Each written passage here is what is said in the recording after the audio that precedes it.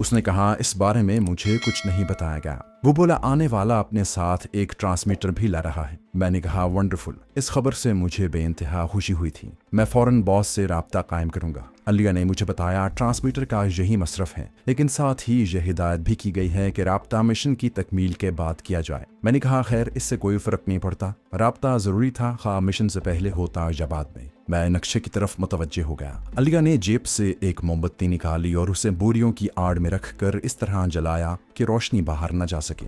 जरा देर बाद ही हम दोनों सर जोड़े नक्शे पर झुके हुए थे, जो रंगदार पेंसिल से बनाया गया था। बारूदी सुरंगों की निशानदही के तौर पर जगह जगह सुर्ख निशानात लगे हुए थे। अलिया ने नक्शा तय करके जेब में रखते हुए कहा, कल हमें यहाँ से रवाना होना है। मैंने पूछा, असलहे का क्या होगा? वो बोला, सिर्फ यही नहीं, तुम्हें और भी बहुत कुछ मिलेगा। हमारे हाथ बहुत लंबे हैं। अलिया ने जुमानी मुस्कुराहट के साथ कहा। कुछ देर रुककर वो चला गया और मैं फुटिया में तन्हा बारिश की आवाज सुनने को रह गया। कुछ लम्हे यूं ही गुजरे, फिर हस्बे मामूल नींद की देवी मेहरबान हो गई और मैं सब चीजों से बेनियाज उसकी आगोश में जा सोया। आंख दरवाजे पर धीमी धीमी दस्तक से खुली। मैंने आंखें मली और दर्जों में से बाहर झांका। जैन नाश्ता लेकर आई थी। मेरी हिदायत के मुताबिक वो मुंह अंधेरे ही आ गई थी। मैंने नाश्ता वगैरह किया और जैन के जाने के बाद करीबी चश्मे पर मुंह हाथ धोने चला गया। दिन हस्बे मामूल गुजरा। शाम ढले अलिया आ गया और मैं शॉटगन कपड़ों में छुपाकर उसके साथ निकल पड़ा। पहले सफर नाले के किनारे किनारे होता रहा, फिर नाला पार करके हम दूसरी समता गए।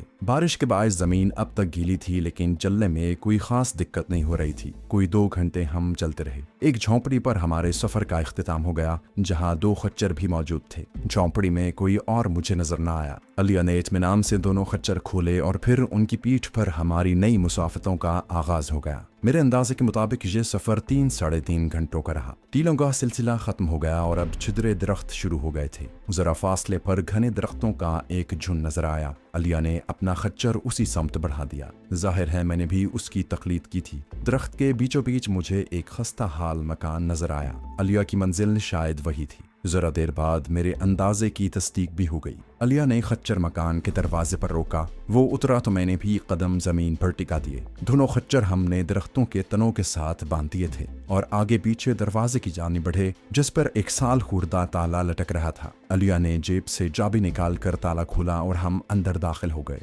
अंदर घुप अंधेरा था। अलिया ने माचिस जलाई और किसी कोने से एक मोमबत्ती निकाल कर रोशन कर दी। कमरे में एक चारपाई और लकड़ी के 2 खोखे पड़े थे। मैंने चारपाई पर और अलिया ने खोखे पर कब्जा जमा लिया। मैंने पूछा, यहाँ कौन रहता है? अलिया ने जवाब दिया, मुस्तकिल कोई नहीं, बस कभी कभी हमारा कोई मुजाहिद यहाँ पनाह लेने आ जाता है। हम कुछ देर इधर उधर की बातें करते रहे। फिर अलिया जाने के लिए उठ खड़ा हुआ। इर्द गिर्द मुझे कोई आबादी नजर न आई थी, लेकिन मैंने उससे ये न पूछा कि वो कहाँ जा रहा है। मुझे इसकी जरूरत भी नहीं थी। चलते चलते उसने मुझे आगाह किया कि मैं सुबह आऊंगा और हाँ, खच्चरों की फिक्र न करना, मैं साथ लिए जा रहा हूँ। मैं महज सर हिलाकर रह गया और वो मुझे सोने का इशारा करके बाहर निकल गया। सफर ने बुरी तरह थका दिया था। चुनाचे जब लिहाफ ओढ़कर चारपाई पर लेटा तो अगले दिन सूरज चढ़े ही आंख खुली। गनीमत थी कि अलिया अभी तक नहीं आया था, मगर मुझे ज्यादा देर इंतजार नहीं करना पड़ा। कोई निस्फ घंटे बाद ही वो आ गया। उसने हाथ में 2 थैले पकड़े हुए थे। चेहरे पर जोश और होंठों पर मुस्कुराहट थी। क्या बात है अलिया? मैं पूछे बगैर न रह सका। उसने बदस्तूर मुस्कुराते हुए बताया कि दिल्ली से हमारा साथी आ पहुंचा है। जम्मू वाले दोस्त ने बहुत सी चीजें भी भिजवाई हैं उसके हाथ। मैंने उसके कंधों के ऊपर से झांकते हुए पूछा, कहाँ है वो बोला, मैं अभी लाता हूँ। थैले एक कोने में रखकर वो पलटा और कमरे से बाहर निकल गया। हिफ्ज़े मा तकद्दुम के तौर पर वो जाते हुए दरवाजा भेड़ गया था। मैं दोबारा चारपाई पर बैठ गया। दीवार पर निगाहें टिका कर जाने मैं किन सोचों में खो गया कि दरवाजा खुलने की आवाज भी न सुन सका। चौंका उस वक्त जब किसी ने कमरे में कदम रखा। मैं जख्मी सांप की तरह पलटा, लेकिन ये देखकर अपनी जगह ठिठक गया कि आने वाला अलिया नहीं था, वो कोई औरत थी। सर के बालों से पैरों के नाखून तक उसका पूरा जिस्म स्याह रंग के बुर्के में छुपा हुआ था। सिर्फ उसके गोरे गोरे हाथ बुर्का पोश के हसीन होने का ऐलान कर रहे थे। मैं गुम खड़ा उसे तकता रहा। शॉटगन कुछ ही फासले पर पड़ी थी। सोचा उसे उठाऊं, लेकिन फिर ख्याल आया कि एक दुबली पतली लड़की के खिलाफ। लेकिन वो कौन थी? उसके आने का अंदाज बता रहा था कि उसे यहाँ मेरी या किसी और की मौजूदगी का 100% यकीन था। चंद लम्हे यूं ही गुजर गए। मैंने कुछ न कहा, न ही वो कुछ बोली। खामोशी की फजा जब कुछ ज्यादा तवील हो गई तो आखिरकार आने वाली ने ही लबकुशाई की। कुछ लोग बिछड़ कर मिले तो वो लम्हे किस कदर भारी होते हैं। इसका अंदाजा आज हुआ। नखरे आवाज की मालिकन ने निकाब उलट दिया। मेरे हवास पर जैसे बिजली गिर पड़ी। मैं पलकें झपकाए बगैर उसे यूं तकने लगा जैसे वो कोई अजूबा रही हो। वो पोशाली थी।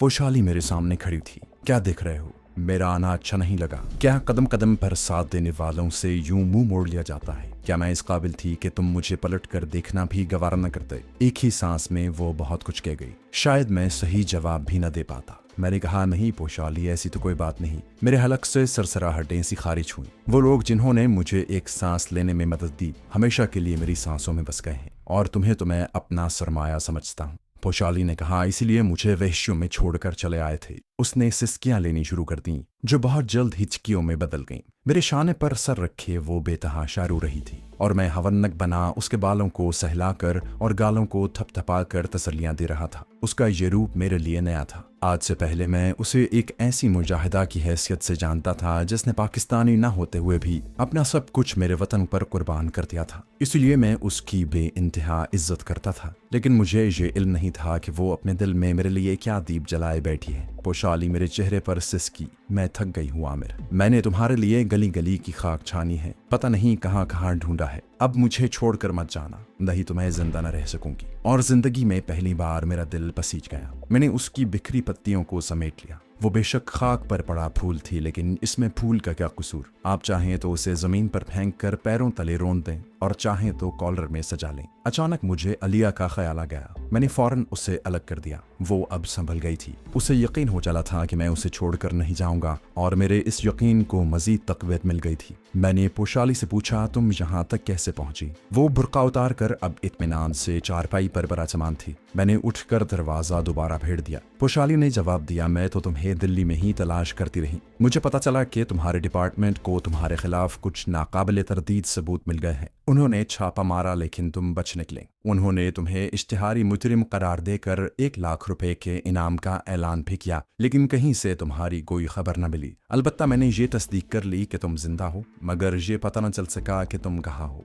मैं दिन रात तुम्हारी सलामती की दुआएं मांगा करती थी। सोचती थी कि एक बार तुम मिल जाओ तो तुम्हें अपनी आंखों में समोकर पलके बंद कर लूं ताकि तुम कहीं न जा सको, मगर तुम्हारी कोई खबर न मिली। फिर एक रोज अचानक ही मुझे ऊपर जम्मू पहुंचने की हिदायत की गई कि वहां कोई मिशन दरपेश है। तुम्हारे बगैर किसी मार्के में हिस्सा लेने को जी तो नहीं चाहता था, लेकिन फर्ज के हाथों मजबूर होकर चली आई। जब यहाँ आकर पता चला कि तुम भी मौजूद हो तो यकीन करो दिल की धड़कन थमते थमते बची। जी चाहता था कि पंख लगाकर तुम तक पहुंच जाऊं।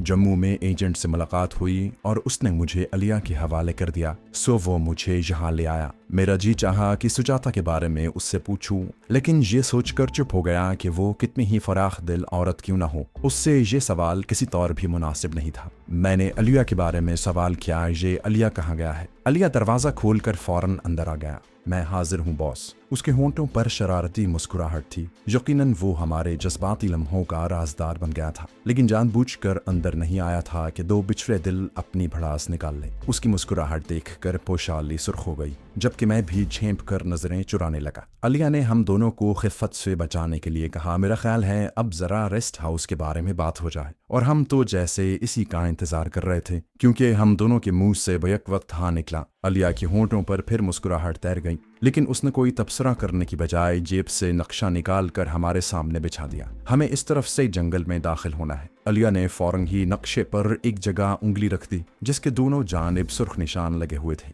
बारूदी सुरंगें एक कतार में नस्ब हैं, लेकिन ये छोटी सी पट्टी खाली है, इसलिए मुझे यकीन है कि तुम किसी सुरंग से टकराए बगैर बाहिफाजत रेस्ट हाउस तक जा पहुंचोगे। हम मजीद कुछ देर मंसूबे का जायजा लेते रहे। मैंने नक्शा तय करके अलिया को वापस कर दिया। पोशाली ने पूछा, रवानगी का क्या प्रोग्राम है? अलिया ने जवाब दिया, तुम दोनों आज रात रवाना होगे, मैं साथ नहीं जाऊंगा। मैंने दरियाफ्त किया, लेकिन असलहे का क्या होगा? अलिया ने उन थैलों की तरफ इशारा किया जिसे हम अपने जज्बाती लम्हों में भूल बैठे थे। अलिया फिर मुस्कुरा दिया, एक में तुम दोनों के लिए नाश्ता है। मेरे ख्याल में पहले नाश्ता कर लो, क्योंकि खाली पेट तो मोहब्बत भी जबर लगती है। पोशाली फिर कंधारी अनार बन गई। मैंने फौरन कहा, नाश्ता बाद में, पहले काम की बात करो। वो बोला, दूसरे थैले में तुम दोनों के लिए 2 स्टेन गन्ने, 2 खामोश पिस्तौल, तेज धार खंजर, खारदार तार काटने के लिए कटर और 2 फाउंटेन पिस्टल मौजूद हैं। पोशाली ने पूछा, फाउंटेन पिस्टल? अलिया ने बताया कि इसमें कोई गैस भरी हुई है। जम्मू वाला दोस्त कह रहा था कि ट्रिगर दबाने से इसमें से एक फुआर निकलकर सामने वाले के चेहरे पर पड़ेगी और वो 1 सेकंड के अंदर अंदर फुड़क जाएगा। ओह, मैं दिल ही दिल में खुश हो गया। ये हमारा सबसे काबिल एतमाद हथियार साबित हो सकता था।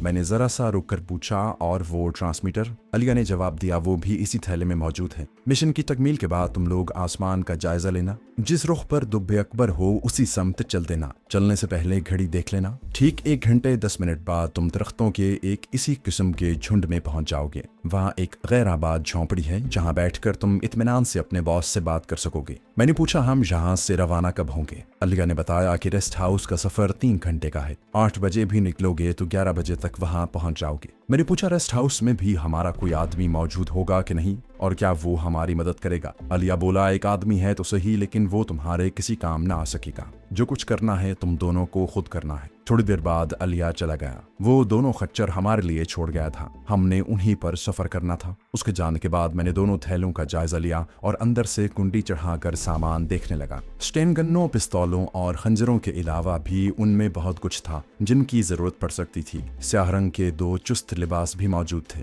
जब तक मैं सामान देखता रहा, पोशाली ने नाश्ता निकाल लिया। दोनों ने नाश्ता किया और फिर बैठकर बातें करने लगे, जो रात के मिशन और दिल्ली में पोशाली की मसरूफियात से शुरू होकर हमारी अपनी कहानियों पर खत्म हुई। मोहब्बत में वक्त यूं पर लगाकर उड़ा जैसे कभी आया ही न था। सरे शाम बारिश शुरू हो गई, जो हमारे लिए नेक शगुन था। पहाड़ी इलाकों की बारिशें ऐसी खतरनाक होती हैं कि कोई बाहर निकलने की हिमाकत नहीं करता, लेकिन हमें ये हिमाकत करनी थी, सो हमने चुस्त लिबास पहने और भरपूर तैयारियों के साथ बाहर निकल पड़े। खच्चर एक दरख्त के नीचे बंधे हुए थे। हम बारी बारी सवार हुए और फिर सफर शुरू हो गया। अल्लाह ने मुझे हाफिजा बड़ा बेहतरीन अता किया था। मैंने न सिर्फ रास्ता याद कर लिया था, बल्कि रेस्ट हाउस के इर्द गिर्द बिछी हुई बारूदी सुरंगों के मकामात भी यूं हिफ्ज कर लिए थे कि आंखें बंद करके भी गुजरना पड़ता तो गुजर जाता। 3 घंटों का सफर 3 सदियों का सफर साबित हुआ था, क्योंकि रास्ता बेहद खतरनाक और दुश्वार गुजार था। कभी हमें किसी नदी के किनारे किनारे सफर करना पड़ता तो कभी ठंडे यख पानी में से गुजरकर उसे पार करना पड़ता। एक जगह तो इतनी गहरी खाई नजर आई कि रूह फना हो गई।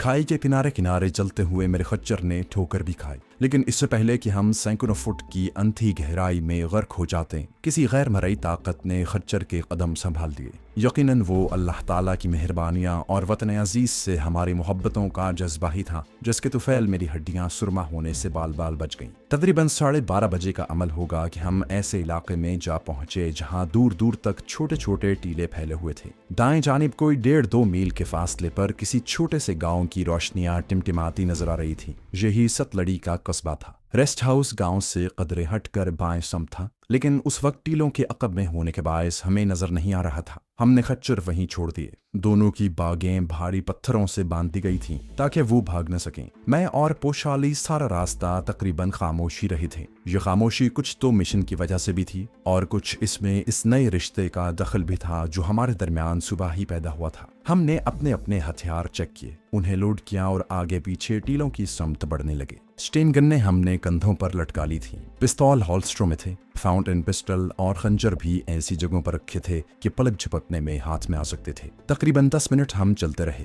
गो उस इलाके में बारूदी सुरंगें नहीं थी, लेकिन फूंक फूंक कर कदम रखना जरूरी था। हम जैसे ही एक टीले की आड़ से सामने आए, हमें ठिठक कर रुक जाना पड़ा। कोई 1000 गज के फासले पर रेस्ट हाउस की इमारत हमें नजर आ रही थी। मैंने पोशाली को फौरन आड़ में हो जाने का इशारा किया और खुद भी पोशीदा होकर इमारत का जायजा लेने लगा। सतलड़ी रेस्ट हाउस की इमारत बहुत बड़ी नहीं थी। मेरे अंदाजे के मुताबिक 8-10 कमरे थे। हम रेस्ट हाउस की अकबी समत थे। सामने की तरफ एक खुला लॉन था जिसमें कम रोशनी के बल्ब जल रहे थे, लेकिन हमारी खुशकिस्मती थी कि अकबी तरफ रोशनी का कोई इंतजाम न था। हल्की हल्की बारिश अब भी हो रही थी, जिसकी वजह से पहरेदार यकीनन कहीं किसी छत के नीचे दुबके हुए थे। यूं तो अंधेरा फैला हुआ था, लेकिन मुझे मलगजी रोशनी में खारदार तार की बाड़ भी नजर आ रही थी जो इमारत के इर्द गिर्द फैली हुई थी। बाड़ से इमारत का फासला कोई 500 गज का था। बारूदी सुरंगें 200-250 गज इलाके में नस्बती गई थीं, जिनमें कुछ बाड़ के अंदर और बाकी बाहर लगाई गई थीं। हमें अकबी समत से बाड़ काट कर अंदर दाखिल होना था। पॉलिएस्टर के लिबासों की वजह से हम बारिश से महफूज थे,